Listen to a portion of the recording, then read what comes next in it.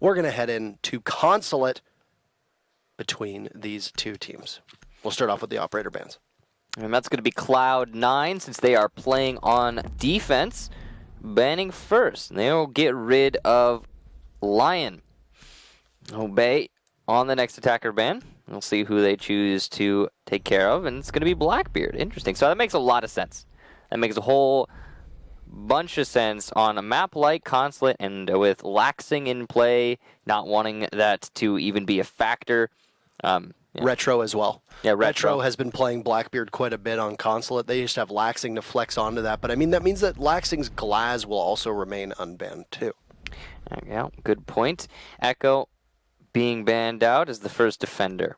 And as an operator, definitely very powerful, especially on that basement site.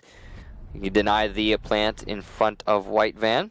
Valkyrie also being taken care of, so lots of information clamped down here for the defense, as you can see. Valkyrie, of course, with some cameras outside, can aid the defense quite a lot, but it's not going to happen here in this match. All right, so it's going to be a top floor hold to start things off from Cloud9. The lineup, as you can see from Obey, is just, tools for any job, no matter what it would be. We got to bring that Thermite just in case it is a basement hold first time around. Need the versatility of the Hard Destructor. Thatcher as well, but it looks like it's going to be possibly 6 picked under the Thatcher, considering the last minute change there, or a pick at the Jackal. I guess it's going to depend on what Obey think their opponents are going to, and yeah, actually, here we go. So transitions. The Valkyrie being banned, you don't necessarily need an IQ, and bringing the Buck is going to aid you no matter where you're attacking on this map. And meanwhile, yeah, I think this is a really good change from Obey. Yeah, overall, a smart pick. I'm quite happy with this. C9, couple things to focus on here. A lot of times their roam is going to focus on Laxing and Mark's play together. The counterplay that they can end up having to deal with, and then the way that their opponents can crack that. Now, Obey happens to have some pretty sufficient entry fraggers on their team. How are they going to be able to deal with the clash? That is something that I'm going to keep an eye upon, and I'm sure most people will as well, because the versatility of Clash as an operator and her strengths in a lot of different ways make her quite a pest to have to deal with. If you can bleed the attacker's utility dry and make it so that they don't really have much gadgetry to deal with you after, an entire push happens, then you're in pretty good position with Clash. At that point, you usually need to engage her one-on-one. You can see Obey wary of the potential open angles. Consulate being a very heavy outside peeking type of map. Not necessarily spawn peeking really, but just, peeking outside as a defender. This is a powerful tool on this map, and it is something that you need to consider. That Valkyrie ban is going to be a hindrance to that whole mindset, but it's still something that can be used. Bosco, aware of Foxay, who was roaming downstairs, likely to a drone. And you can see that he's holding the angle, waiting for the push to Zulu, but it's not going to happen. The Jackal track is going to force the Pulse to fall back upstairs. Definitely the right call for Foxay to retreat. And good job to the Jackal forcing him to do so. For those that are curious, Zulu is the spot downstairs, just outside of Yellow Stairs, where Bosco is playing right now. It looks like a Z or a Z, depending on where you are. I guess for the U.S. Nationals, it's a Z. For some people, it's Z. But anyway, they call it Zulu just because it looks like a Z shape upside down. I was born Z, but I say Z. That's a very good point. Yeah. That's a very, very fair point. First kill, my man. Gone from action, Capitao, and that is one of the direct counters to Clash as well. So Laxing, who very conveniently managed to get that kill in a bit of a cruel irony here onto my man. That's going to be not just the asphyxiating bolts and smoke down, it's going to be the second set of smokes because you still have a Jackal available for Obey. Yeah. Laxing doing a great job at drawing the fire on Yellow Stairs, then Mark will come in to capitalize off a distracted Benji, and now with Laxing retreating into the bathroom, you've got Goddess playing in there too on the Maestro, the LMG. But Laxing just looking the wrong way. I don't think he anticipates Bosco being up there, and that's a very easy kill for Bosco to be able to get. A rare misplay from Laxing. and Bosco playing that one perfectly. Through the desk, Bosco tries to outduel Mark and will manage to get the kill. A very impressive flick as Adam just repels right into console office. But with Bosco down, it means that Adam is going to be in a 1v2 clutch or kick scenario. Still got the evil eyes up, and they'll track him through connector. That information being given out to Foxaze. Goddess is just going to work her gadgets.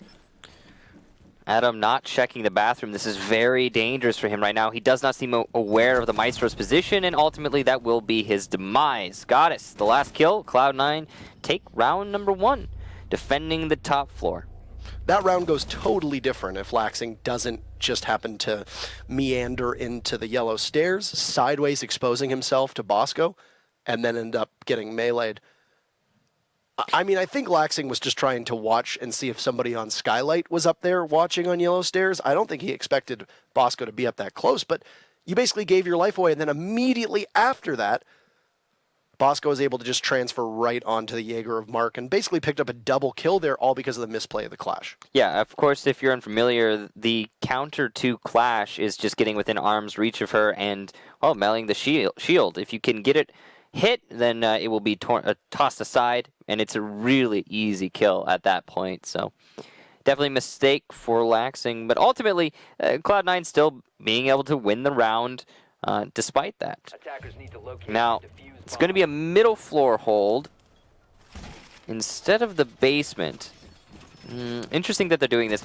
It makes sense. I guess the thought process is they're going to be bringing Thermite for every single round until they know that we're not defending basement, because you kind of have to. If you want to have a good chance of successfully attacking the basement, you need to have a hard destructor, ideally a Thermite, and that's sensible for Cloud9 trying to draw this out as long as possible. If they can also get a win here, maybe go to the new site. I don't know, do something crazy, and then hey, your Thermite will be never useful. Although, I guess attacking the new site, if you're going to come from the basement, you are probably going to clear it from garage. We have seen that happen quite a lot, so we'll see. But for now, at least the Thermite will be kind of redundant in terms of utility.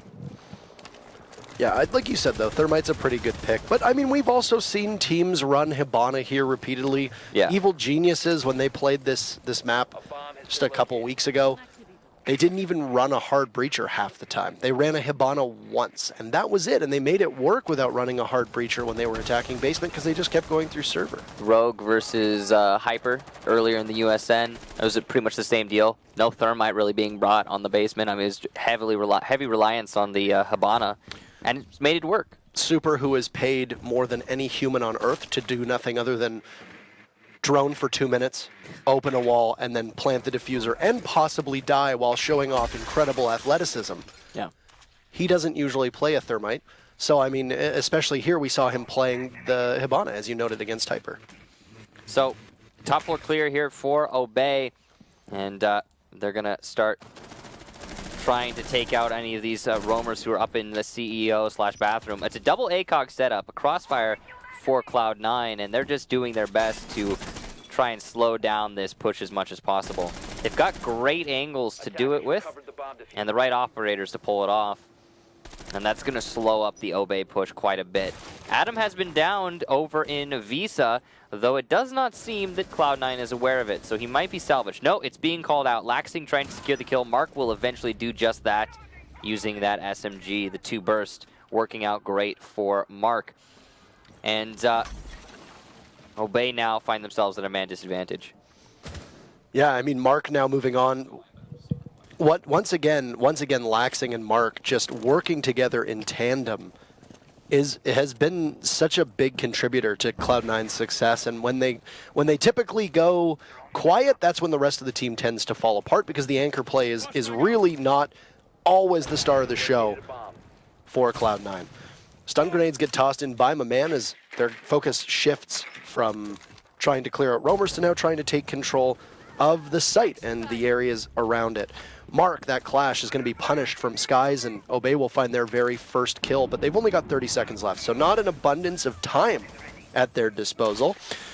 Skies just will drone out the Rook playing upstairs of Retro, and then just absolutely take him down. Pull out that SMG-11, and even at close range, able to get the kill. Great capitalization here from Laxing as he'll team up with Goddess in order to get the information required. That's also Diffuser down. Bosco will drop that Diffuser. Laxing looking up on Spiral Stairs allows Benji to walk in relatively unabated, worrying that he will lose all of his HP. My man is just a couple clicks away, but no, the Evil Eye goes down at the last second. Goddess will have to do the work herself. She sees a dead body, looks for coverage, cannot manage to get Benji. Skies will take out Foxay, and as Goddess last one up, realizing that Obey has the coverage that is needed to prevent Goddess from getting my man.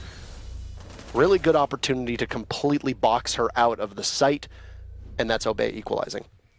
So, Obey didn't clear out the top floor, but they managed to isolate those roamers and then simply collapse on the site. Once they knew they had control of the parts of the top floor that they needed in order to allow for a main lobby plant, they just made it happen. So props to Obey for great tactical mind in that round. Cloud9, on the other hand, they were playing an interesting strategy on the top floor whereby they're trying to delay with the two ACOGs and keep that crossfire going in order to get potential free kills. But if Obey doesn't engage it, then it's kind of useless. And that's exactly what Obey did. They just didn't clear the whole top floor, and they chose to attack the site instead, thus forcing those two roamers to retreat down to the site before being useful. And on a retake, they're not very useful. So it can be tricky. Yeah, I mean, a lot of that push also came down to just a good amount of calls that were coming out from Cloud9, and you could tell, and then wrong calls coming out. Mark, or Laxing, lying prone inside of lobby, looking towards the top of Spiral Stairs. That was an old call that obviously was incorrect, as Benji just crouched, walked his way in right to circle desk, from the bottom of Spiral Stairs, able to take out the Evil Eye as well, and those are contributions right there, with Benji also throwing the smokes to try and get some obscured sight onto the plant, as my man is in the corner by the main door getting the plant down. Overall, that was both Skies and Benji doing a lot of work and some heavy lifting. Skies with 2 kills on that round in particular, and then going off and solo roaming, or solo entering rather, above. We'll see if Cloud9 can tighten it up, because their offsite play wasn't terrible, but losing the clash, I think, with that much time that was still left, was a big hindrance for them. Their offsite play wasn't terrible, but ultimately it didn't accomplish anything. And that was the problem for Cloud9. You can see they're trying to use something similar yet again. 2 roamers to the top floor, focusing on a crossfire between Connector and the bathroom. Last time it was CEO in the bathroom. And again, this did not work out for them very well in the previous attempt. However, this time it's the basement that's being defended, if I'm not mistaken. So we'll see. Nope, still the middle floor. So we'll see if it's going to change anything, or if this is just going to play out the same way it did last time. You can hear some shots from Mark playing on the Clash this time around. They're going to run with basically the same thing they did last time, except Foxay will go with the Pulse instead of the Doc. So that ACOG really wasn't as effective, I think, as they wanted. And you bring a Doc, his stim pistol is really good if you're going to play clustered together. But with how spread out that team was, you're basically just bringing him for the MP5 at that point. If Echo wasn't banned, then you could possibly run him in Doc's place. But the Pulse is a pretty comfortable role to find for Foxay on Cloud9. Again, Cloud9 clearing out in the admin office, and they're going to start their push, but they're not choosing to clear out the entire top floor. They're just forcing the defenders out of Projector, allowing for a plant in the main lobby.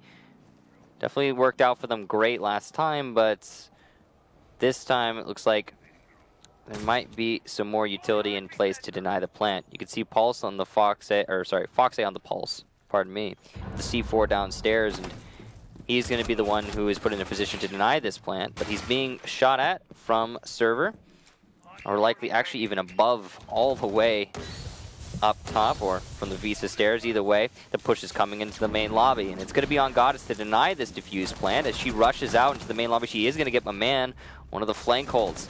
Meanwhile, Adam trying to get a crossfire will be downed in the back hall by Laxing. Mark whips out the SMG, no shield needed, and will take down Benji. So Obey falling apart here as they attempt to push the main lobby. Bosco does get a refrag. It's not all over, but they are going to have to deal with a shield. That's the Clash, and Skies has a great position to deal with that shield using the grenade, but will miss ultimately on the drop. And Mark gets the final kill onto Bosco. Great job to Cloud9 holding that out, and a big part of that was the fact that Clash was able to stay alive throughout the whole round. Being the focal point there was huge for Mark in particular, and you could see that he almost single-handedly saved Foxay when he got shot out from the hatch that was overlooking server. So this just goes to show you why a lot of these teams are banning out Clash, because if you can keep her alive until the final minute, 30 seconds, etc., of a round, she's just so important and so difficult to deal with. And unless you have a decent numbers advantage, or you can trap her and pin her down with an asphyxiating bolt, you don't have a ton of counterplay with her. Yeah, I would describe Clash as a sweet spot operator, where in order to play her properly, what you need to do is you need to find yourself in the sweet spot, which is not close enough for the attackers to melee you, but also close enough where you can zap them and influence their push and get their attention focused on you. And Mark did it very well in that last round, so props to him for that. Now it's going to be a top 4 defense once more for Cloud9. They're opting to stay away from the basement. They were successful here on their last attempt, which forced them to go to the middle floor. And see if they can keep that going. So just opting for the 2 sites over and over again. This looked pretty decently convincing for Cloud9 on this site. The only real scary point for them that Obey was able to take and continue to kind of almost steamroll over C9 was when the Clash of Laxing just played it incorrectly on the stairs and looked the wrong way, and Bosco picked up the double. I mean, if you notice, absent from Cloud9's lineup is a Clash. So this is going to be the first round that they don't run a shield on. And I know that people might wonder why we spend so much time talking about her, but she really is an extremely pivotal operator when it comes down to it on defense. Probably the most pivotal right now outside of maybe a Mira, an Echo, or a Maestro. And even then, I think you make a pretty good argument that she outclasses a couple of those. So, very light presence on the actual bomb site. Heavy roamers downstairs for Cloud9 right now. You can see Laxing trying to come up from the Visa stairs. He might actually find a gap here. Foxy still using his pulse sensor all the way down in the basement. Just looking for some information. Now, the light site presence is going to allow for Obey to take control of A with relative ease. They do have the utility to isolate it using those smokes and firebolts. The problem is that there's still C4 from below, and there's Evil Eyes in the site itself. So the denial is still in hand for Cloud9, which is going to make this push for Obey that much more complicated. We do have good ways to stop it from being useful, though. Of course, the Zofia and the Sledge can take care of that Evil Eye once push comes to shove. And then you have Goddess holding a tight angle here inside a bathroom, a nice long angle. This is one thing that a lot of teams will do upstairs. Cloud9 is by no means any different. Foxay could possibly go for a kill here, and oh no, he ends up hitting the beam. He doesn't get anything that he needs from it. I don't even know if he's aware that he can get a kill through that floor. I don't think that part of the floor is actually penetrable. I don't think it is either. Nice shot from Laxing, given too many opportunities to get a kill onto my man, but look at that, the diffuser's been planted. Skies will get Mark as he attempts to retake upstairs, and A-side control is still well in hand for the attackers.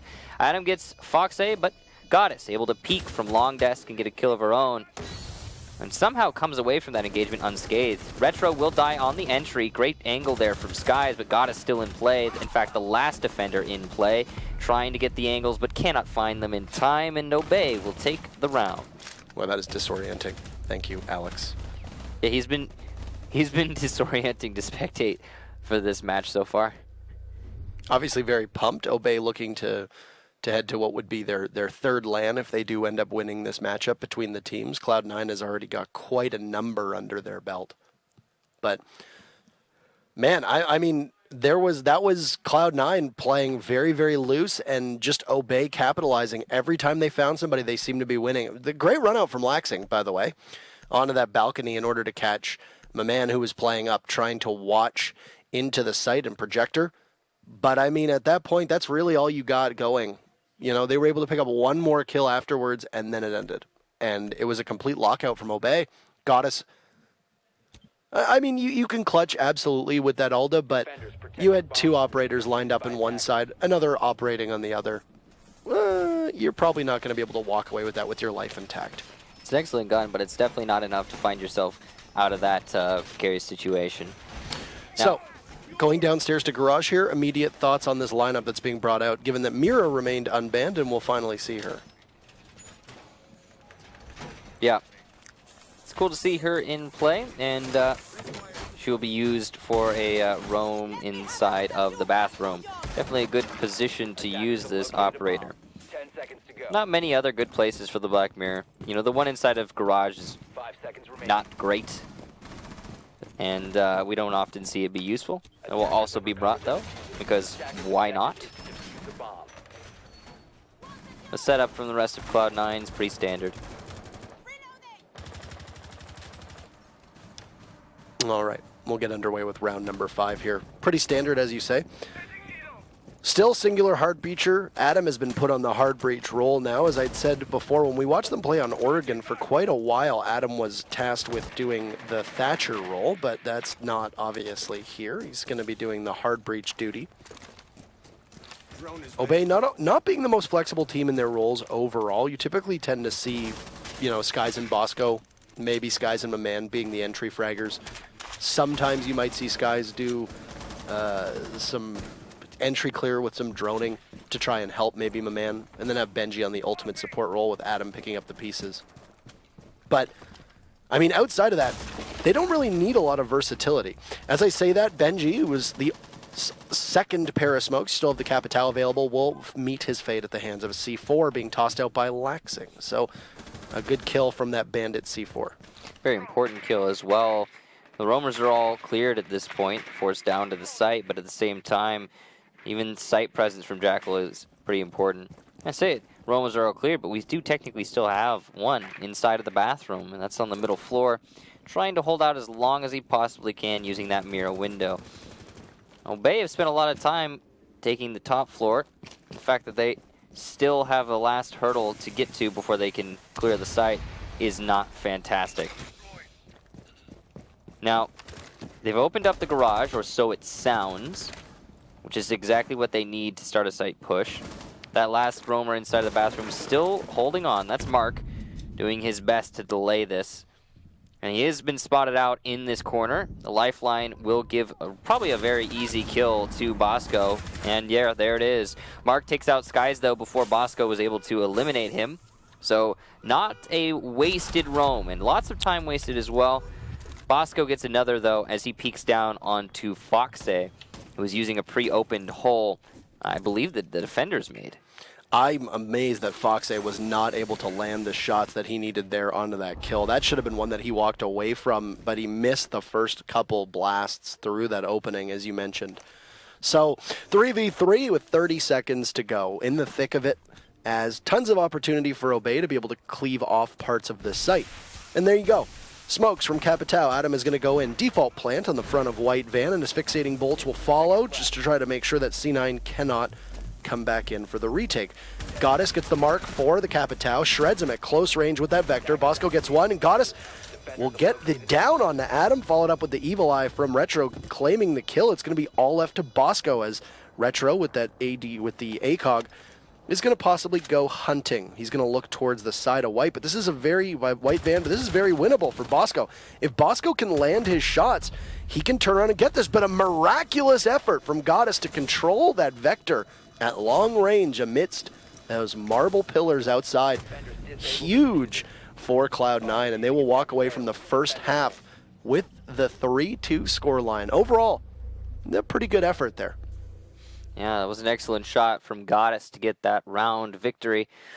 And if it had not been for her, I believe that would have been an Obey round, because we've been seeing this a lot, actually, from Cloud9 play, especially on defense, where there's always roamers and fraggers who are pivoting around the anchors from Cloud9, but it always seems to be Goddess who finds herself in the epicenter of that and somehow putting in a lot of work for her team as of late. So props to her for that, and that's the reason Cloud9 are going to take the half 3-2.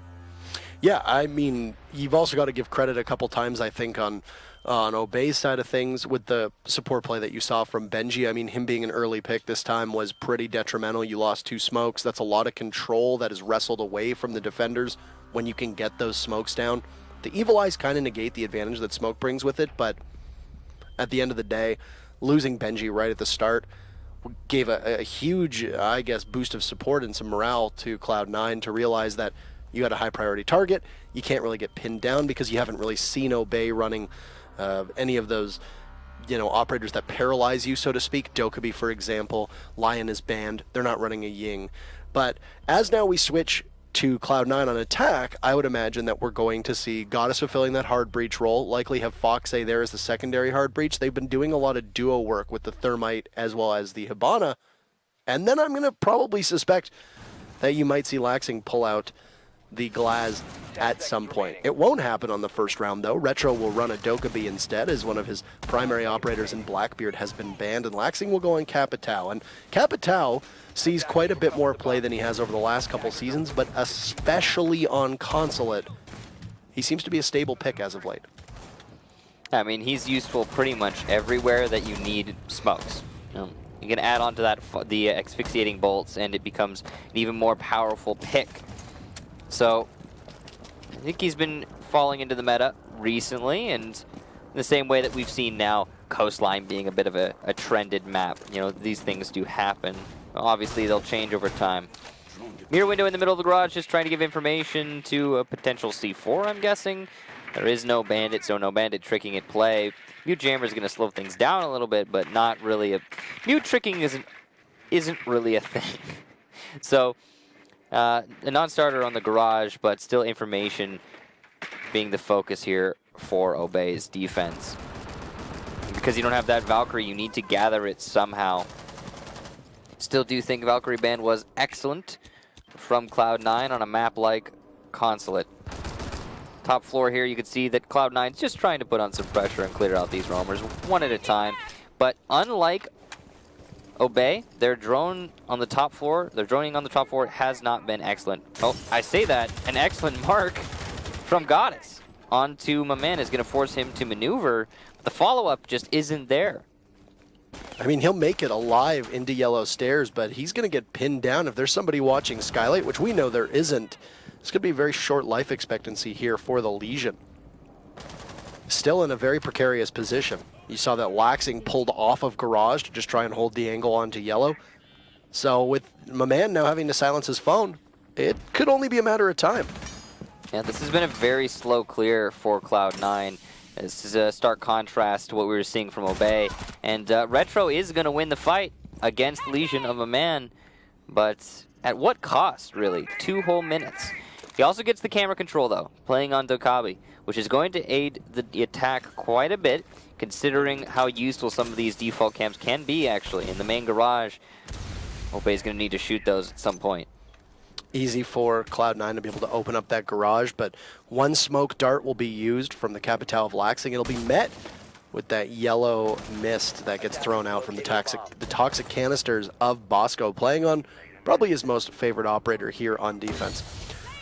Here goes another smoke, and yet another smoke, and a toxic canister as well. Keep in mind with Retro on the board, they do have more than one set of smokes. A great shot from Mark on Disguise as Skies inside a server tries to work his way out.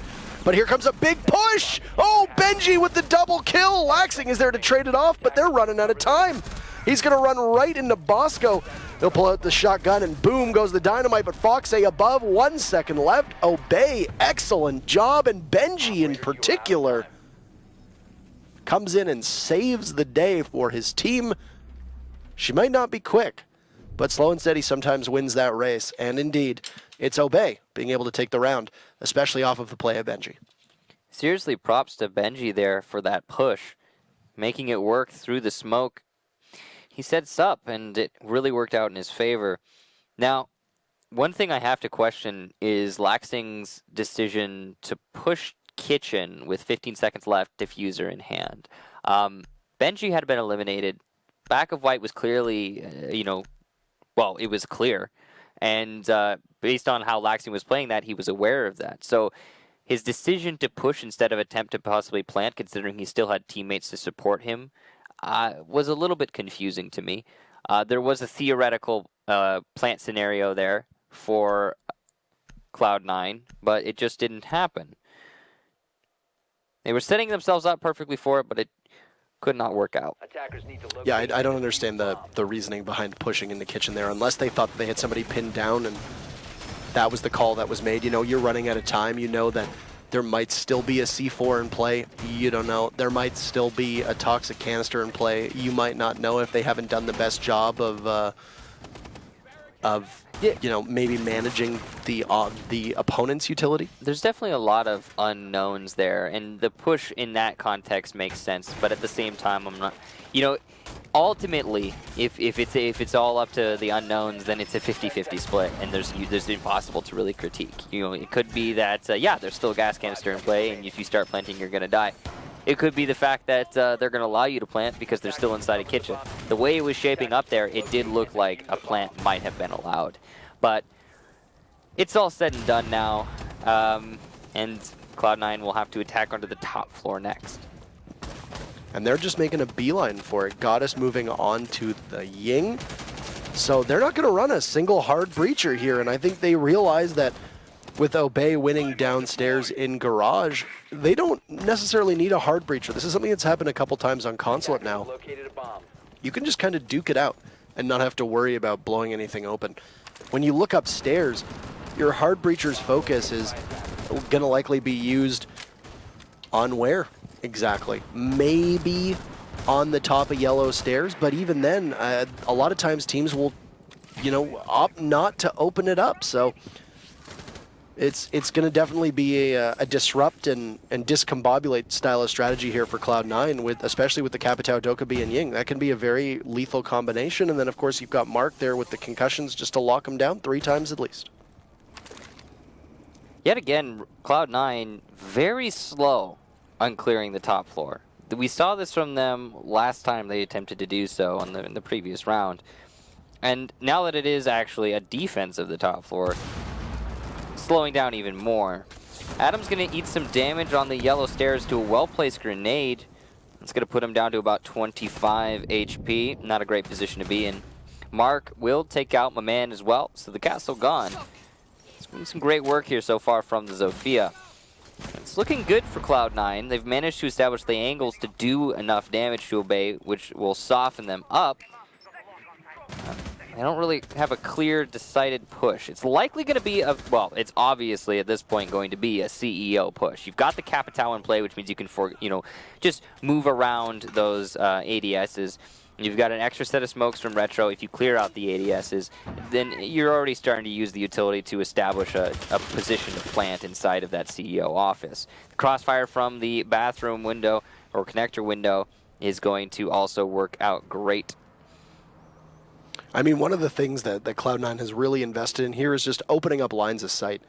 And that is going to consistently haunt Obey, especially with how precarious this hold is from Obey. But as I say that, Laxing goes down to Adam, gets traded off by Foxay, so at least they fight for the draw. All these Candelas from Goddess are just going to get dumped right in. She dives in amidst the smoke and goes for a plant, assuming that there will be coverage on yellow stairs. This could be very dangerous. But a huge C4 from Skies, and Benji as well. This could possibly be a lockout from Cloud9. Retro with that SMG-12 able to wrangle the recoil as Mark gets one, but there's only one body left in Skies. He's going to have to go frag chasing here as Mark does not have time, and Skies wisely reads that and just continues to run away. Run. Forest, run. The Pulse will hang on, and that is Obey putting 2 in a row now here on defense. Putting themselves up 4-3. Like you said, a really good read there from Obey and Skies in particular. The hero of the round with the C4 from below. If it had not been for him, it likely would have been an easy plant for Cloud9. They were setting themselves up so perfectly. We see that yet again. Cloud9 have the right strategy, the right setup. Slow execution, sure, maybe a little bit. But ultimately done within a reasonable amount of time. The only problem is, despite all of the backups they had, the 2 people they had in a position to pick up that diffuser and plant it, and them accounting for the potential of a C4, despite that, there was just always another layer of the defense for Obey. Always somebody else ready to throw themselves at the defuse plant and deny it outright. And then ultimately just came down to, yeah, the time is finally caught up, and Skies is able to just run away. I mean, another big part of that was just Cloud9 did not clear the main floor at all. You know, that's how Skies was able to get the C4 from below. That's how it took Mark until the final 10 seconds to finally clear out yellow. C9 basically committed fully to taking bathroom and then trying to pressure into console office. That was really it. And it didn't really do much outside of that. I think they were a pretty big victim of poor clock management. And Obey just needed to wait for them to rappel right in. You're very vulnerable when you manage to get in. You got a pulse beneath you. That's going to be very difficult. And there's a lot of coverage with the range of that cardiac sensor to give all the information to your teammates that you need. And Obey just made the changes that they needed. Having somebody playing in connector, having somebody playing at the top of yellow, and then having Skies just continue to run away after getting probably the most important kill, which was getting that diffuser down. So, top floor now. Or so it seems. Nope, middle floor, pardon me. It's always hard to tell with Consulate. It's all over the place because if you're defending the bottom floor, you're going to have 2 people on the top floor. If you're defending the middle floor, you're going to have 3 or 2 people on the top floor. If you're defending the top floor, you're going to have 2 or 3 people on the top floor. And then at least 1 or 2 in the middle floor, maybe 1 in the basement. There's never any like accountability for your operator positioning on this map. It's just, hey, are you defending Consulate? Okay, you're defending the whole map. So, set up here from Cloud9 yet again, trying to clear out these roamers on the top floor. They haven't had the best of luck with doing just that. No, not at all. I mean, Skies did get spotted inside a copier. Mark wasn't quite quick enough on the draw to be able to jump on it. So now instead Mark and Fox A have just been able to take over admin by themselves. They're going to have to try to take as quickly as they can that projector room upstairs where Bosco is playing, and Adam, who has his back exposed to a possible push if Bosco doesn't notice it, as that's Adam playing in connector. But Laxing, once again, picked off early on, this time as the Ash, and then Skies will pick up his second kill as he goes for the run out, and he makes himself vulnerable for just a second, but gets back in through the bottom of yellow stairs unscathed. 2 pretty big kills there onto both Laxing as well as Retro. Those are huge priority targets onto the entry fragging Ash as well as the Dokkaebi. And now a ping will give him a man a bit of information as Adam looks like he's trying to capitalize on it, playing at the long desk as Adam will move into connector, and he has the open window to watch towards balcony, all the while Skies still very much on the roam. He's completely elusive downstairs. This is excellent for Obey to put this on a match point. Cloud9 just lingering again on the windows. We've seen a lot of this from them. Nice angle play from Adam. He's going to be able to take out Mark before Skies getting yet another kill onto Fox A. Leaving just Goddess on the balcony, and Bosco finishes her off. Obey take the round. We go to match point 5-3. Obey's favor. They have not wavered on this defensive half. No, I mean, this has been an absolute defensive lockout here, which is interesting to me that with Lion and Blackbeard banned, every hard breacher on the board, Ying still in play, Glaz still in play, shield operators available, that we're not seeing really anything start from Cloud9. Nothing even close. I mean, even on attack, C9 got the 3 defensive rounds. That's been tied by Obey's total, and Obey looks to continue pushing forward. They can go back downstairs as the lobby is, or rather, as they just went to lobby and it'll be locked, but down to garage, there they'll go. And this was a pretty convincing hold from Obey last time around. I wouldn't see that much of a difference in their play. Because of the mirror usage coming out now, I don't know if this has been a direct swap to counter that or not, but after Laxing fell off of Blackbeard a couple seasons ago, he took up arms with Twitch on attack and did quite a good job. Of course, having one of the best weapons on attack in the hands of somebody who lands their shots, and has pretty good game sense in Laxing, well, it's going to go a long way. But on top of that, the drones being crucial to take out any possible yokai drones, which don't matter in this matchup because there's no echo that's available to take out or to stop at least the evil eye cams, to get any mirror windows, take out ADSs, bandit batteries, mute jammers, etc. So the gadget is going to help Laxing, but more importantly, this could be what he needs, because right now he hasn't really been able to get the kills that his team requires of him. Right now it's been almost solely Mark carrying that banner. And Mark's been putting in some great work for his team, that's for sure. Obey have set themselves up now in the bathroom. Yet again, we've seen this roamer strategy inside a bathroom, and this is a common occurrence. Worked out well for Cloud9, and well, that was Mark actually pulling it off himself. So we'll see if Obey are able to make it work for them now that they're on the basement once more. The overall strategy for Cloud9, again, is going to be clearing the top floor. Now, this time, it doesn't look like they have to deal with very many roamers. This time, it looks like Obey is going to be mostly on the site. At least on the top floor, not a problem. However, despite not having to deal with any roamers on the top floor, they are also taking this as slow as they have been throughout the rest of the match. Laxing's going to get a mirror window. Very important that he did just that. He's also going to try and go for some batteries. Now, this is dangerous, but if he can get 2 batteries, he can guarantee the possibility of opening up that garage. There you go. You got 3. Impressively done for Laxing. Great Twitch drone play in the round, and he's going to be able to call out the lack of bandit tricking right now. As Adam snuggles up next to that garage wall once more, Goddess is going to be slow on the trigger. Wrong trick for Adam, and the garage will open up. Well done to Goddess, and slight misplay there from Adam will cost Obey some defensive favor.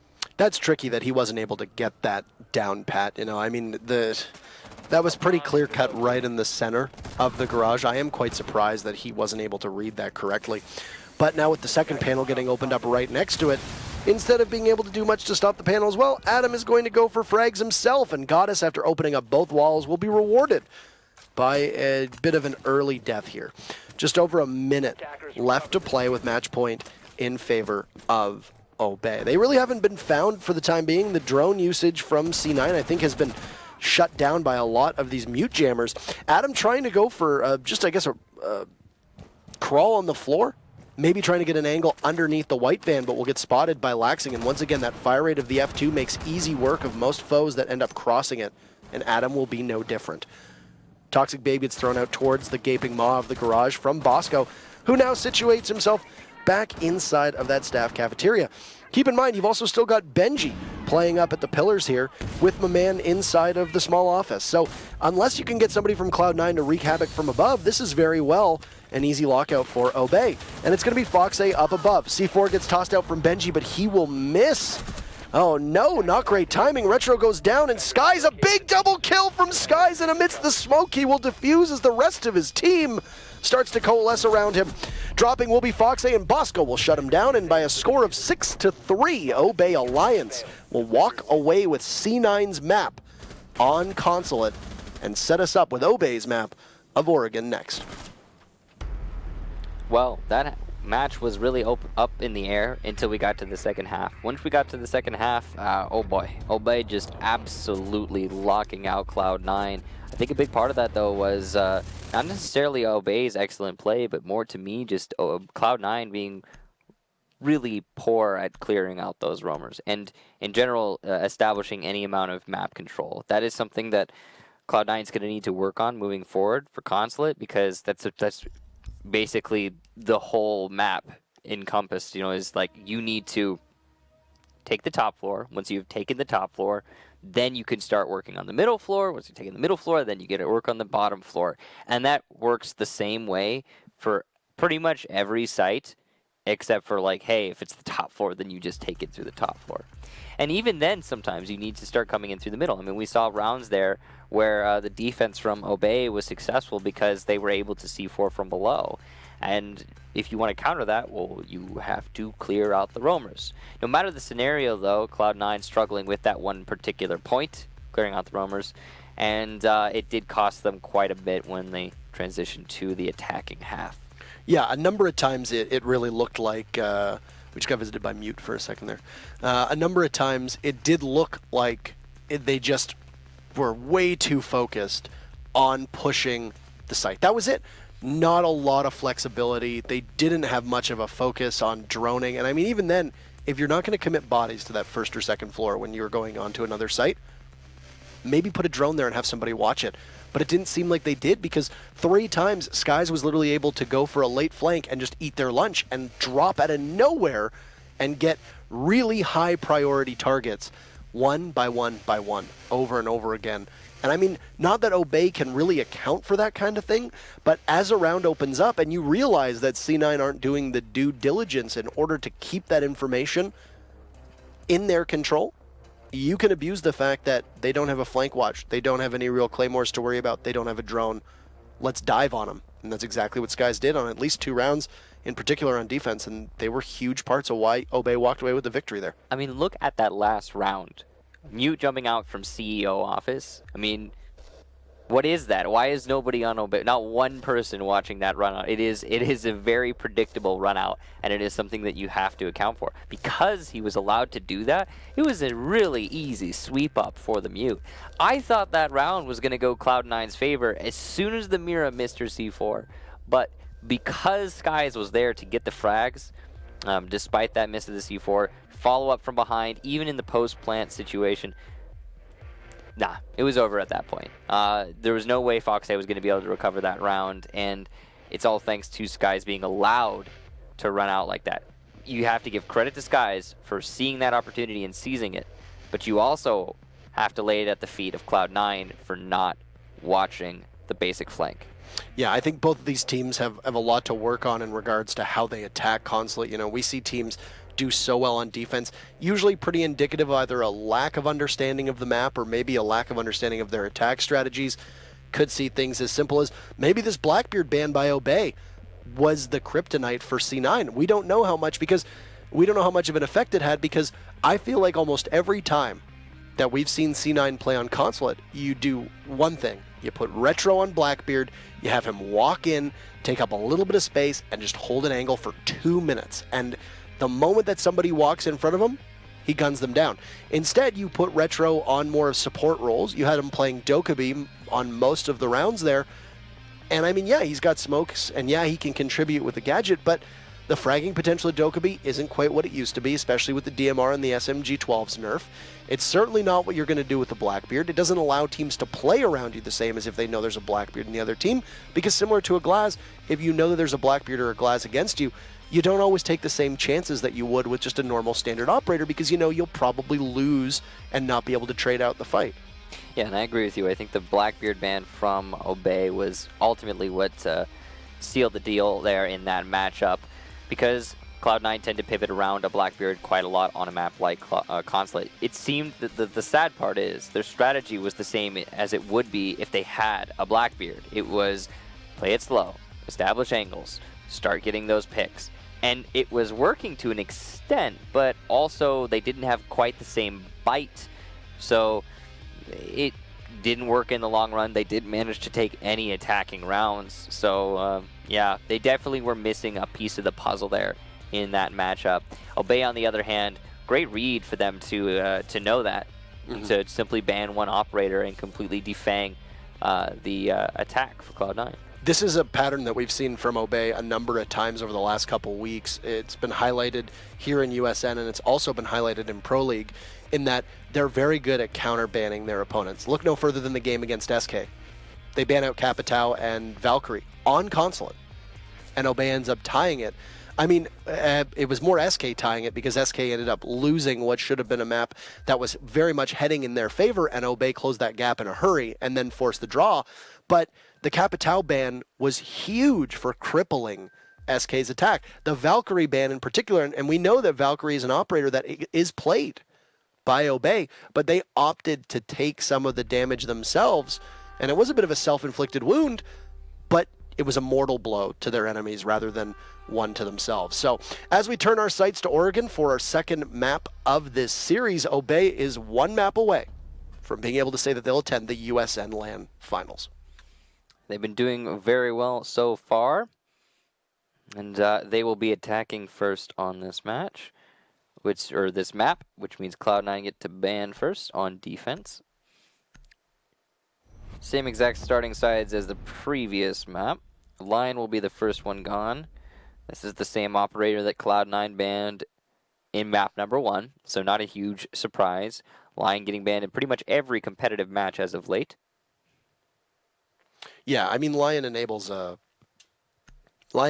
style of play that a lot of teams just can't be arsed to deal with, you know, and I think with pretty good reason. Obey will also ban Blackbeard again, so this is deliberately designed to strike at the heart of Retro and Laxing, as we know that both of them play the Blackbeard, though very differently. Laxing plays it far more aggressively than Retro does. Retro uses it largely as a flank hold and to cut off rotates. I would say you'd see Retro playing Blackbeard on Consulate, and then you'd see Laxing playing Blackbeard on Oregon. Agreed.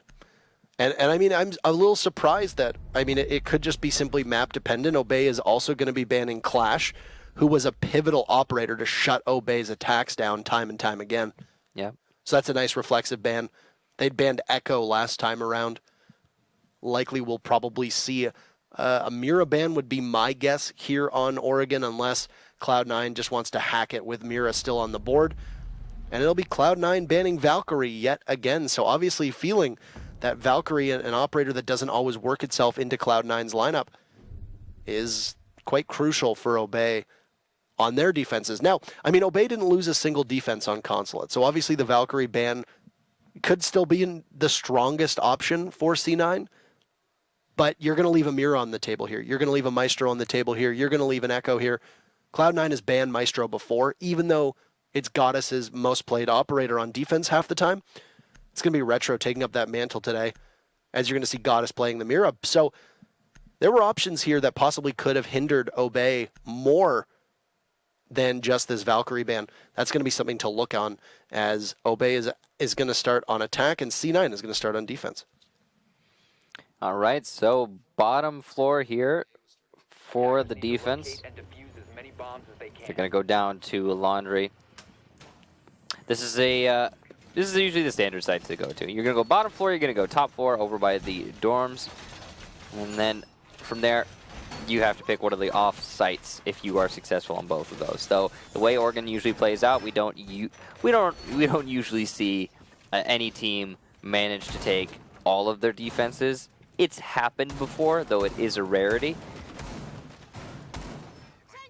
Don't expect it to play out like what we saw with Obey on the first map. That was Consulate. The setup here being a very heavy roam over in the meeting hall. Makes a lot of sense. We have often seen this on the basement hold. I remember when teams were first realizing that they didn't have to play all 5 players in the site on this one. On this particular bomb site, it used to be the strategy that everyone would just sit in the closet and over by box and then get slaughtered. And then people realized, hey, you know what we could do? We could play in the meeting hall. Crazy idea. Yeah, I mean, if you look at the way that this game has evolved for quite a large period of time, the meta heavily revolved around everybody just sitting in sight. Yep. And then it broke open, and then there was an abundance of roamers, and it was actually maybe a bit too roam heavy. And now I think there's a nice mix between it. It's very site dependent. There are certain sites where you can sit 5 or 4 people on the site and just keep them there. There are some sites where you keep 1 person on site and have the rest play around it. It's taken a shift from the macro meta to the micro meta, where in regions and individual teams you see such variation because teams are exploring to try and find edges over their opponents. And that's just going to come with, as the professionalism advances in Rainbow Six esports. And it's always awesome to see those changes transpire. And yeah, it's been a long road for Siege so far. Absolutely. So, wisely, C9 has backed off, it appears, for the most part. Laxing inside of Attic, as you've got heavy drone work being done into Meeting Hall. And Sky's just trying to get around as best as he can. You can see my man has lost most of his HP, and then Laxing, who is playing above, will get found out from Bosco. So a good joint effort from Obey in order to get the kill that was needed here. As just a bit of stuttering there from Skies as he tries to walk down the main stairs and get in towards the lobby. So losing your roamer on this early on is obviously not ideal, but as you stated, you still got good site presence here. Burning the ADS underneath the hatch will be Bosco. He'll use his concussive blasts, knowing that the impacts are much more important and vital to take out barbed wire, and most importantly, those evil eyes as well. Soft wall over by construction, and it looks like it's going to be hard destruction to open it up regardless.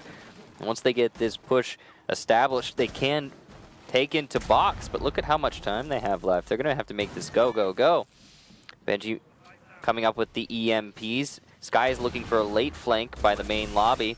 Here comes the smokes and the gas canisters in response. Benji going to eat a lot of damage before Mark can get Bosco. The push from Benji, though, will bear fruit as Mark gets a double kill. Goddess gets a C4 into Benji, leaving just Skies in the 1 versus 3. The late flank not going to aid him as the rest of his team has been destroyed. And Cloud9 will take the first round. You might get a rehost here as both teams asking possibly some issues with the local server. And we'll see if there's going to be a rehost here between these two teams. But anywho, C9 taking round number 1 for honestly a pretty quick push from Obey that really didn't go anywhere. As you said, you said that it didn't bear any fruit, and it was. I think that Obey at some point made the call that you can't push main lobby, you can't push the back stairs, let's head in through construction, which is very strange because a lot of the way that Obey was shaping up was to try and push through meeting hall and maybe continue to branch out through the back tower stairs. But instead, having 3 people go into the box downstairs in construction was very interesting to watch, and I think that really played into the way that C9 had their bodies stacked up. You had them, I think, reading that there was a rotate and knowing that you can't. My apologies. Knowing that you can't. Apparently can't breathe. Yeah, so that's unfortunate. I'm still a little sick. Don't die. Yeah, I just have a tickle in my throat. But you'll have to struggle. I know that feel. So you have to struggle through me sounding like this. Yeah, it's okay. That's okay. It's raspy. You'll be fine. It's sexy. Yeah. All right. So, yeah, the round there playing out, I think a lot to do with the way that Away chose to push that. They came from the back lane, and they were trying to clear out from construction, and it just didn't work out. The late flank from Skies was well set up. I like what they were trying to do over by the main lobby. That's actually something we've seen a lot of teams employ, and it has worked out great in the past. You just have one person, a 3-speed, doesn't matter who, come from behind, down the main lobby stairs when everyone's faces are turned and looking at the back. Unfortunately for Skies and the rest of his team, the actual push into the site died really quickly. I think a big part of that it was called too early. The gas canisters were not, used up. They were all still in hand for the defense, and they managed to do a lot of damage and delay that push quite a bit. So, I think a poorly called push and really not great utility placement, resulting in an easy cleanup for the defense. Yeah. That's it. I mean, you can hear through the one thing I was trying to say is you can hear through the footsteps whether there's going to be people pushing through main lobby, right? Like you'll hear the footsteps above you, and when you're 20 seconds left in a round, and there's that silence above the main lobby hatch and the main stairs, you think, okay, they're probably going to rotate around back, and you saw Cloud9 read that and adjusted accordingly. They stacked up 2 bodies over by the laundry room area with the open hole in the wall. They kept the C4 in hand in Goddess, who was playing inside of the closet. And then even then, when Skies went for the solo push, the late flank, as you called it, it was very late, and it didn't end up accomplishing much. I can't fault Skies' timing. I'm not going to point a finger at Skies and be like, it's your fault that you were too late to the party. I honestly think it was just the rest of his team dying so quickly. Yeah, and I mean, he could have been a little bit quicker, on the beat. I think that's absolutely correct. As Maestro, he could have even possibly done some work earlier on that main hatch and then just watched over top of it to make it so that anybody that was pushing through this, like the laundry area, the little cubby area, or even that little closet, couldn't rotate effectively. Like, there were lots of things that could have been done there other than just storming down the stairs when the rest of your team is dead with 5 seconds to go. It's hard to fully open up a drop down with Maverick, but but you can open up little holes and you can cut off that rotation, like you say, over in like the laundry closet and stuff like that. You could also, in theory, just open up one tiny hole, Hopefully, mirror player won't notice it, and you can hold the angle from that drop down onto the mirror window. In theory, might be something that he could have done, but it wasn't to be in that round. Either way, Cloud9 taking it pretty convincingly, though it did look like Obey was this victim of circumstance as much as Cloud9 were being very solid in their defense. It was, definitely the circumstance that ultimately cost Obey that round. And by that I mean, of course, just the setup.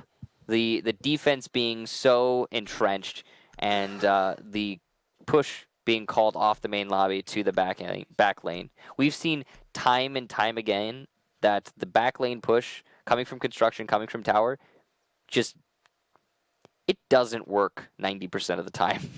Almost every single time we see that push used, it falls flat. It has worked. It has worked. I'm not saying it's impossible. I'm just saying it doesn't work often. Now, because of the successful defense of the bottom floor, it's going to be a top 4 hold for Cloud9.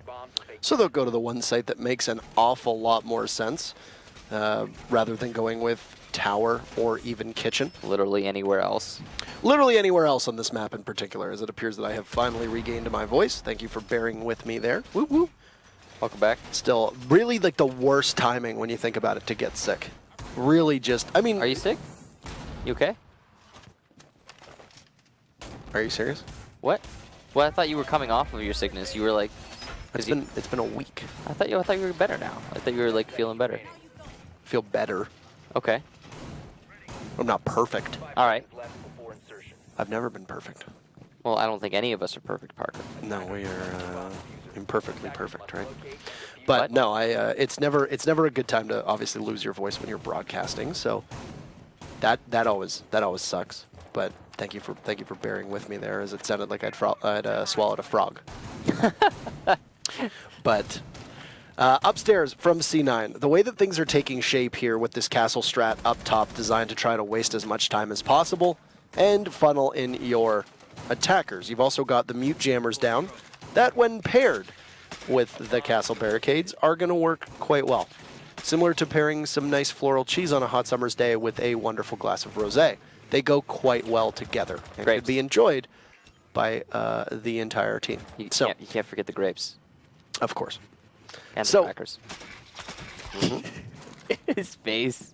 Anywho, the setup that's going on upstairs is going to be designed to just try and keep Obey from being able to get a push onto the site quickly. You see that Goddess playing this angle, reinforcements behind her, mute jammer next to her. They've completely reinforced off the sides around that master, as well as inside of Armory, which is where Mark is going to play. Now, there is a possibility for Obey to just simply bulldoze this and run right past it, but if Obey does play a more passive style here, it's going to work out very, very well for Cloud9.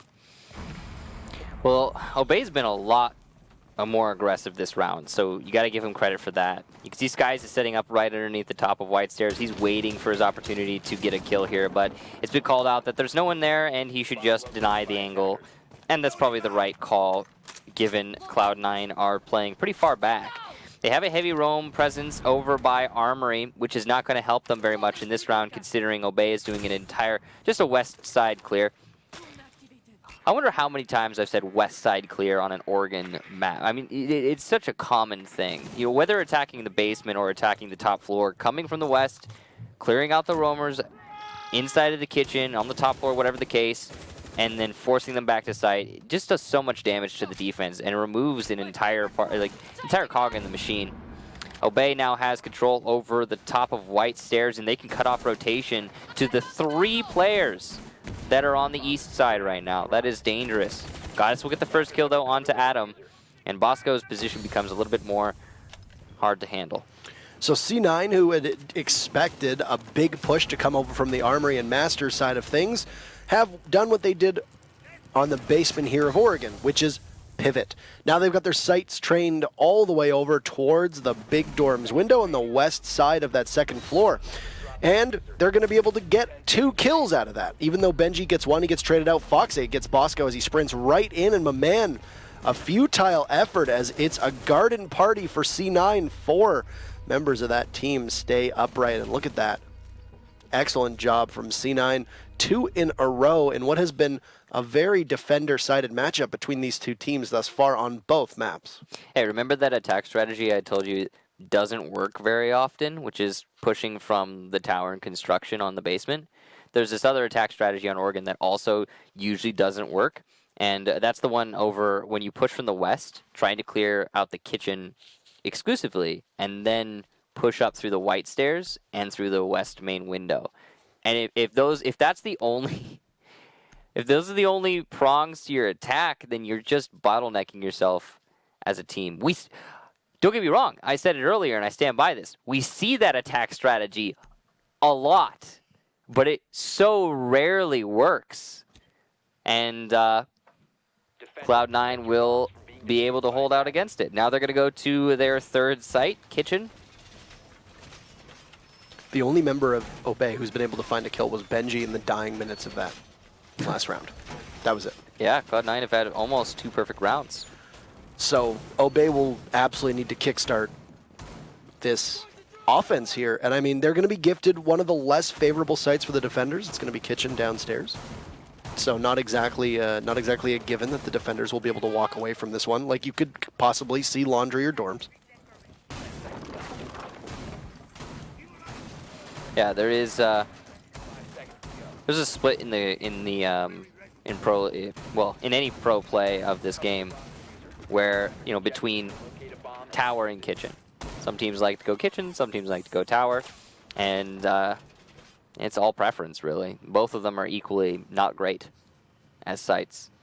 They do play out very differently though. Yes. Typically on tower, you'll fight for a retake and usually have somebody perched at a long angle and then try to fight from inside a meeting hall and an attic, whereas on kitchen, you'll likely have a lot more bodies closer to the site and playing around that and then working really hard on denial. But Obey is going to set a very fast pace. Within 30 seconds, they'll open up that small tower wall. Adam doing a successful job there. Sees an Evil Eye that's positioned on the wall that is obviously going to be readily available for the defenders to possibly ping somebody should they go for a plant. So taking care of that Evil Eye is going to be very important. C9 assessing the fact that there really hasn't been much of an interest in kitchen. Well, they're going to look towards the west side, and it's a great ploy here by Skies as he uses the blowtorch on a bit of a split push himself to take out Retro. Pokes a hole in the wall and then just absolutely clobbers the smoke. Yeah, that's a nice kill to get early on. My man droned this out earlier, and now he's going to peek the angle, looking for the shot, but it's so hard to establish. Foxay playing all the way over by white stairs between the bars and all. Very hard to deal with that. The Thatcher EMP will try and cover the Evil Eye, allowing for a diffuser plant. The C4 will, though, land on its mark. Adam goes down, and a huge miss from Benji results in a nice retake for Goddess. Obey still has the advantage here, but Goddess is still in play. What is happening right now? A 3K for the Mira, and the Skies takes out Laxing. Bosco will finally shut down the rampaging Mira of Goddess, and Obey will take their very first round, though it was a lot closer than it looked like it should have been. Yeah, that was a very interesting play, and I mean, it all started off very similar to what we saw Adam Mark and Laxing when they were both playing on that very first round of Consulate. You know, you had the clash look the wrong way. Laxing dies immediately. Bosco picks up a second kill. Same thing happened there. Goddess pushes out to take out Adam. Adam misses most of his shots, and I mean, that is part of the ACOG versus Hollow battle that happens from time to time. Adam just not being able to adjust for the fact that the Mira was at such a short distance that he needed to make some recalculations with that ACOG on his gun, not being able to hit those shots at a longer range, and Goddess just tore right through him. And then from that, it just continued on. And Goddess pushed up and got yet another kill. And I don't think anybody realized that there was coverage there. She peeked a third, grabbed the Capitao. Ultimately for Obey, it's a good thing that they still had Skies there on that split push inside a meeting, and then it's also very beneficial for them that Bosco had managed to take out the Echo inside of that bathroom. Once that happened, I think that the plant could have been very difficult for Obey to get down, and that's why they realized that it's time to just get kills and let's ignore the objective. We got tons of time. All that said, based on Cloud9's absolute success when defending the bottom floor last time, it's safe to bet on them having a good round once more. So we could see this be an extended lead for Cloud9, go to 3-1. I definitely expect that. And then once they get to go back to the top floor, we could even see it end in a 4-1. This based on what Obey was showing us last time they attacked here. I think the change that needs to be instituted from Obey is that they need to adjust their strategy.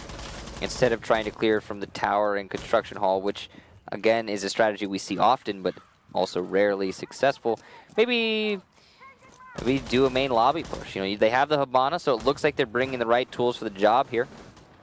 You know, the confusing thing is with a lot of those takes, and why we see things like a pushing through construction so often is because it'll work in environments like scrims quite a lot, but it doesn't always translate to matches like this.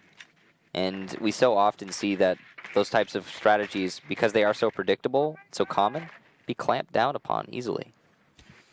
Sky's just droned himself in there. He sees the Jaeger after he's quite literally poking holes in the defense inside a meeting. But the Jaeger is still locked down, and this is a good opportunity here if Skies can still see the Jaeger of Mark, who's just sitting completely static. Skies will now send out a second drone, as he's already got one playing in there, and Obey's focus will shift very heavily towards taking out this Jaeger, knowing that there's going to be that open hole in the pantry wall. Adam is there, Benji doubled up, and possibly even Sky still doing drone work. Mark is presently either a dead man walking or somebody who's going to literally have to fight his way out. The one thing that you can award Cloud9 here is the amount of time that Mark has been able to waste on 3 separate members. But Maman and Adam are both doing the right amount of time on the main site. So this is Obey realizing that their clock management, which was not great to begin with, needs to tighten up, and they're doing a pretty admirable job of it so far. Yep. That guy got dealt with. Now, Obey setting themselves up well for this take, but they still have so much counterplant utility on the Cloud9 lineup. They haven't cleared out the meeting hall, not an essential function of a main lobby attack, but definitely a useful one. Perfectly placed Firebolt will light up Foxlight quite a bit, but somehow he manages to make it away, and that's going to mean that the gas canisters are still in play for Cloud9's defense. Sky's laying down some flashes into the meeting hall, trying to force anyone who's still there back, but you can see Marcus just fallen into the site, because why would he stay upstairs at this point? An easy trade here, and nice and even still, but the time is still in favor of Cloud9, and the gas canister utility is still in play. Smoke's coming out here from Obey, so this is their final opportunity to push and plant. My man will take out Foxay, so the final smoke is not going to come out. The C4 is also dealt with. Goddess was one of the first deaths for Cloud9, and the rush from Cloud9 not going to work because the plant goes down. A 2 versus 2, but the last 2 attackers in perfect position to deny this retake. Laxing, though, absolutely on fire. We'll get a couple kills before pushing up those main lobby stairs. And oh, what just happened? Laxing with the pistol out. So little ammunition, only 2 bullets left, and somehow he manages to one by one surgically eliminate Obey's hold on that diffuser. I don't know if it was part of the client-sided destruction or not, but from our perspective, it certainly looked like not enough of that wall was opened up over the hatch for Skies. He missed Laxing push out from the rotate hole next to the closet. He missed Laxing push up to the diffuser, even though Skies was still looking in that direction, and then didn't get the right call. I'm imagining probably from his team that he was getting pushed from both sides. A very tough circumstance to find yourself in a 1v2 there for Skies, but either that wall just wasn't quite opened up where it needed to be, and he couldn't see Laxing, or it was just an uncharacteristic miss. There was a couple big mistakes from Obey that happened there. Number one, the amount of time that they used on Mark. You know, you've got a Zofia with concussive mines. You can use that to pinch the Jaeger, and if you've droned it out multiple times, you'd see that those hatches are soft. Those are your hatches to take once the Jaeger is gone. They couldn't really do much to get rid of Mark playing inside a meeting hall. And then on top of that, as you mentioned, that fire arrow went down to get Foxay, and as Foxay rotated out of that small closet to get back to the site, Bosco, who was assisting the man, had looked away at the last second And by the time Fox A rotated, it was up to Maman to put away the crossbow, pull out his own gun, and the Para tried to get a couple shots in. He really couldn't do it. So good that we were able to capture as much of the breakdown of Obey's style of play there. There was just a number of very tiny mistakes, but when they all add up, it ended up being pretty detrimental. So Cloud9 walking away with that round, looking to try to make this a 4-1 and blow it wide open so that Obey will have to claw their way back on the second half of this game. Upstairs to dorms we will go. It was a favorable site rotation for C9, so they only had to defend one of the less than stellar sites once, and they can rotate through laundry and dorms for the remainder of the 4 sites. That's very beneficial for them. And if they play dorms anyway like they did the last time around, just as they did with laundry, it should go in their favor or at least come pretty darn close. I still think that take for Obey in the previous round was really good.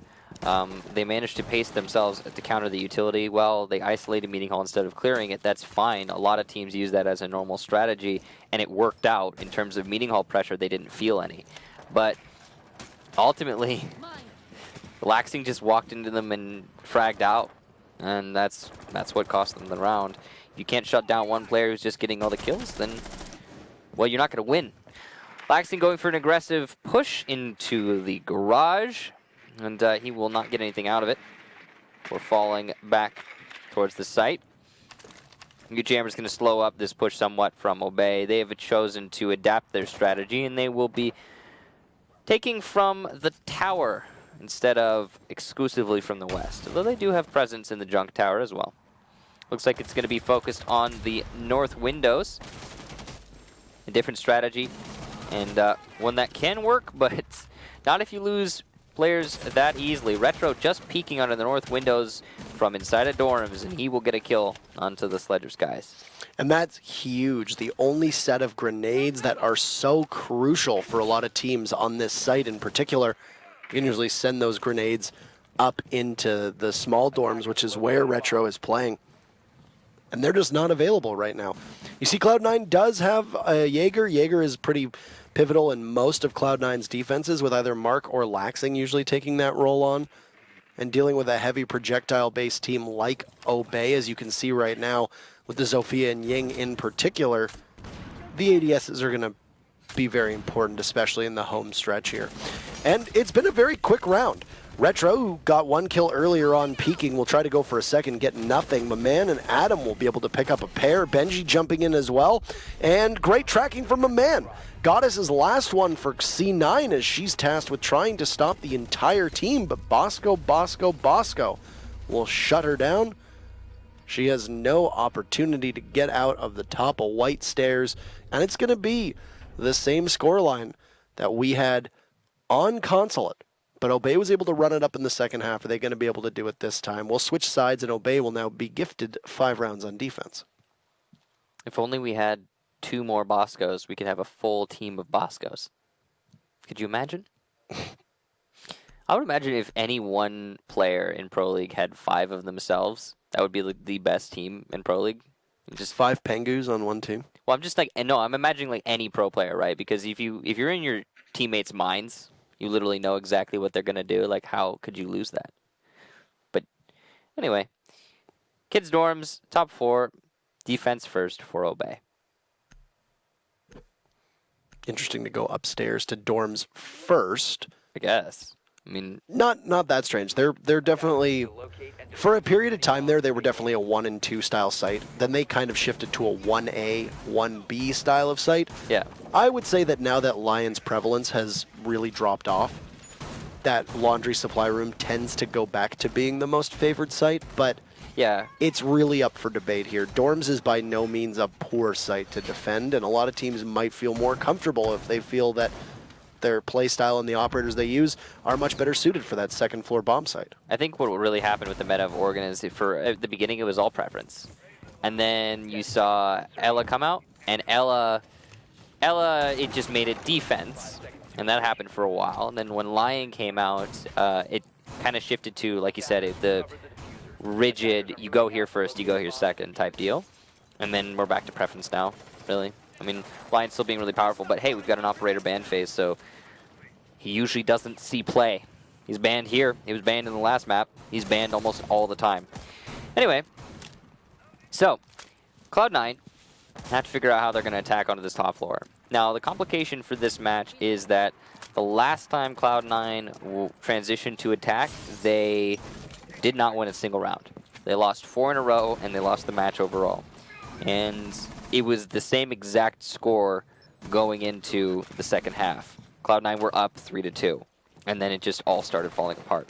So with the lack of the Blackbeard, Bomb has been located. because of this, him being banned for the second time in a row, they're going to have to change something drastically about how they attack this map, or just in general, if they want to get a win.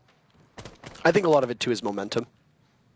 I guess, yeah. I think that Obey just grabbed momentum on Consulate, and I think that you could see there was frustration from Cloud9 and a couple of mistakes that they made when they were defending, and I think that those add up. But they still, Obey still went into the second half on the losing side. They did. I meant momentum for C9. Once C9 lost those 2 rounds, I think that was what really broke them wide open. From behind, Foxe able to take out my man. Speaking of breaking them wide open, that was a huge lapse in the defense there. Opening a rotation hole for yourself to use and then not covering it is a blunder and a half. Bosco must have come off the angle at just the wrong moment from above. Yeah, and I mean, you just see the entire kitchen as well. So you've got Cloud9 who just can waltz right into the kitchen here. Great opportunity for Bosco to get a headshot, but he can't land what is needed. He's going to be doing double duty as he's also got the holes from below. No. He looks away at the last second. Not sure if he sees the gun barrel of Mark's launcher or not. He'll be alerted to Mark's presence, though, as he'll blow up in part of the floor and he'll jump all over skies. At the same time, Benji has taken quite a bit of damage, and Cloud9 are very firmly in the driver's seat here.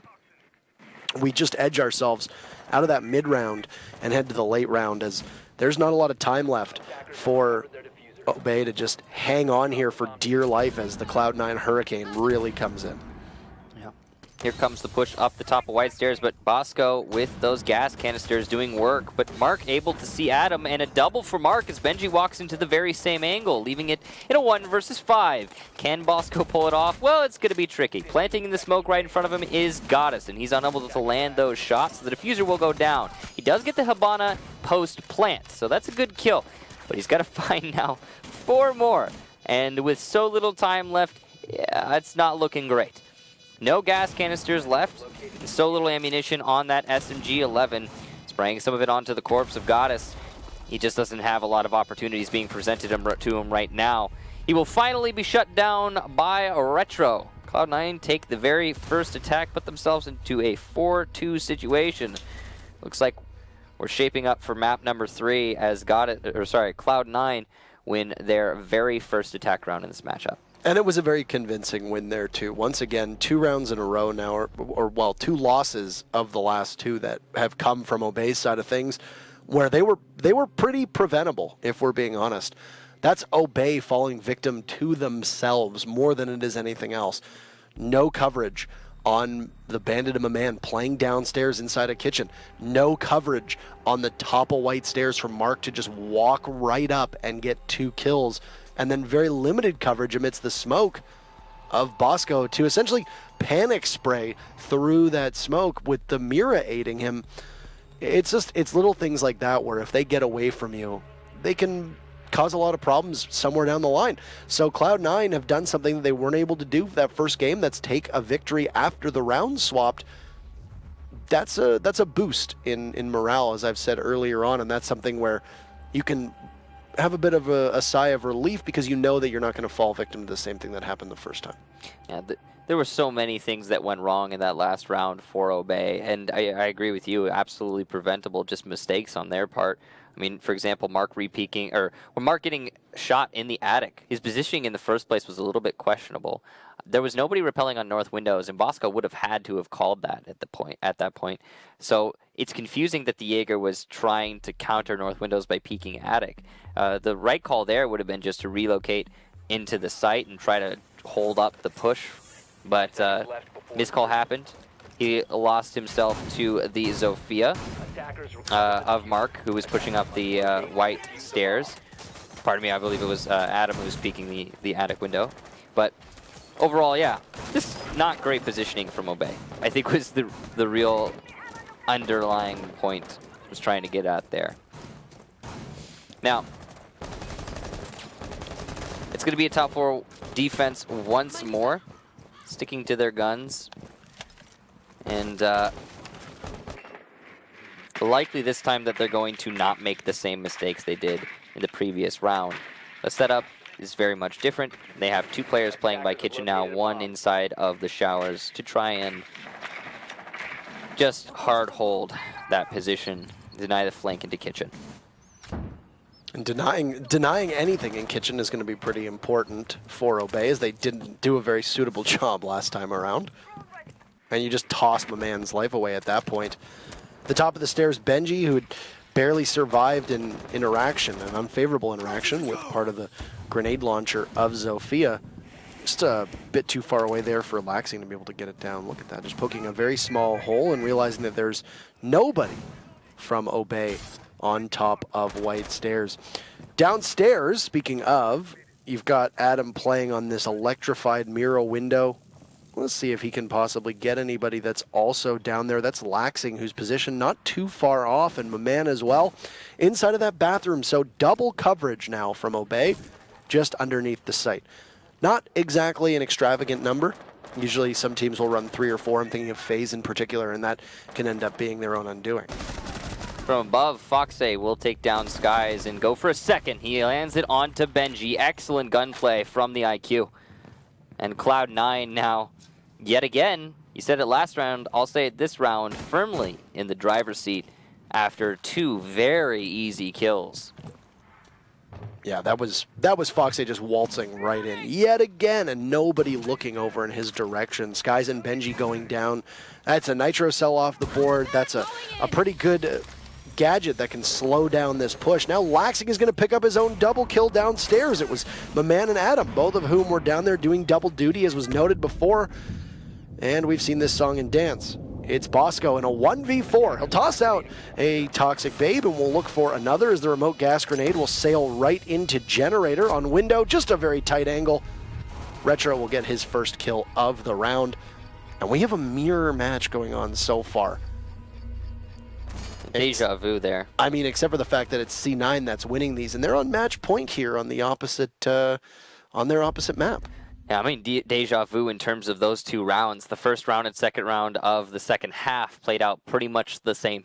Cloud9 get an early pick, then they get another early pick, and then it's a 3 versus 5, and a just absolute slaughter at that point in favor of Cloud9. Now, because of their lack of success upstairs, Obey are going to decide to go downstairs, which is the right call in this situation. But it's entirely possible Cloud9 are just as formidable when attacking the bottom floor. Only time will tell. But by the way things are looking, it looks like we're moving to map number 3, as I said earlier. Which I'm honestly excited for. Clubhouse, a great map, and it'll be good to see it be the final decider here. Got to give an immense amount of props to the design team and the balancing team for that map. Clubhouse went from, at the peak of the Smoke Ying Glaz combo that we were staring at for the Invitational, went from being one of my most dreaded maps to have to cast because every team played it almost exactly the same, to now one of my favorite maps, if not at the moment my favorite map to cast, other than maybe Villa or possibly even Border. So that just goes to show you how the love and the TLC that can be applied to one map, and that's all solely on the shoulders of the people who went back and changed Clubhouse. It's a fun map to play. It's a great map to watch. It's a lot of fun to cast. I'm really looking forward to this third map between these 2 teams if we get there.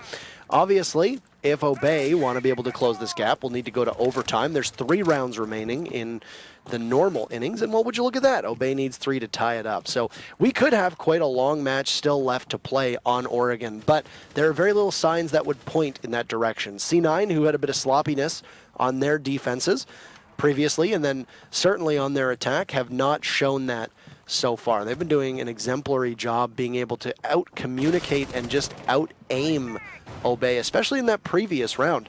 There was just a lot of one gunfights from two separate members of C9 in both Fox A and Laxing.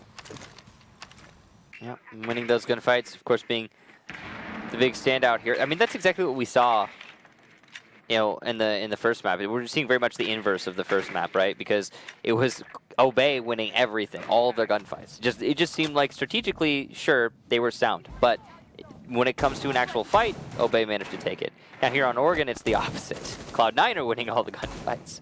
Strategically, Obey hasn't been playing that great while defending the top floor, but still, you know, once they get into a tussle, they also just lose outright. Now, Cloud9 have opted to do a main lobby take here, and they're going to open up that angle into the meeting hall. It looks like they might be a little bit more keen on clearing the actual meeting hall than Obey was. You know, there are two mentalities with this strategy. Isolate the meeting hall, prevent the flank, and just take into the main lobby, or clear the meeting hall. Now, clearing the meeting hall is a little bit more dangerous, but it looks like Cloud9's doing it just perfectly. They've got the drone play on point. They're marking out Benji. They've got players coming from tower.